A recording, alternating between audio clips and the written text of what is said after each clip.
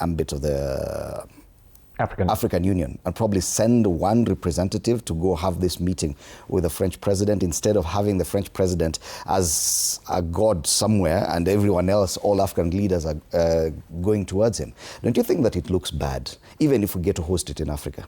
First, I'll get back to what Wakil Kenyanjua has tried to say. You know, I'm not trying to say, I say what he's saying is actually majoring on minors and minoring on majors. Because historically, if you're looking at Lobengula and those circumstances of that time, these people are not even able to read and write. But today, we are dealing with people who are well exposed.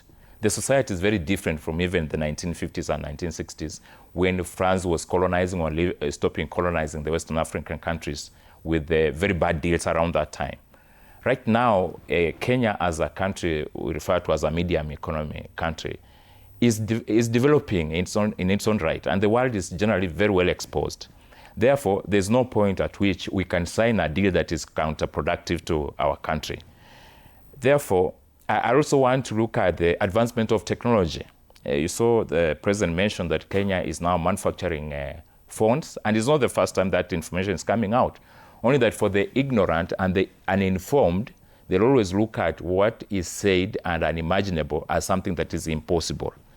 But that's happening. If you go online and just Google how many phones Kenya has manufactured, you'll see that there's something called M-COP or something that those phones, I think in 2024, they indicated that about 1.5 million phones had been manufactured here in Kenya.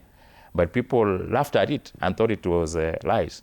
So we are a dynamic society. We are not where we were. Remember, like in 1981, when America was launching the space shuttle Columbia, some members of parliament from Kenya went there, and others from Japan and other countries were present when that launch was happening. And to them, it was like magic those days. You know, to a layman, science and technology is like magic or demonic or those other terms that are used about those people who do not know what exactly is happening. But different from those times, at least right now, when you talk about technology, when you talk about AI, we also have an idea of what is happening. We might be not so much advanced like the United States or other countries that claim to be first world, but we know exactly what is happening, and we know that if we are on the right journey, we are doing the right things right now, at some point we'll also develop. And we cannot live like an island. You know, all these bilateral engagements are based on understanding each other. It's a give and take kind of situation. So you cannot just resign to your fate and say that since you are in Africa, you have your minerals underground, you do not want to engage with another country because you are suspicious of everybody.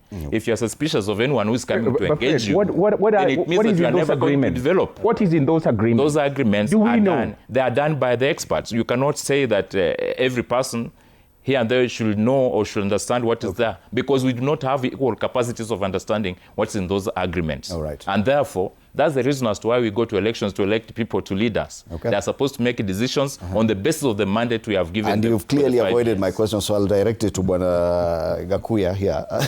And I hope Bwana Gakuya will give me the answer, because it's even in the format of this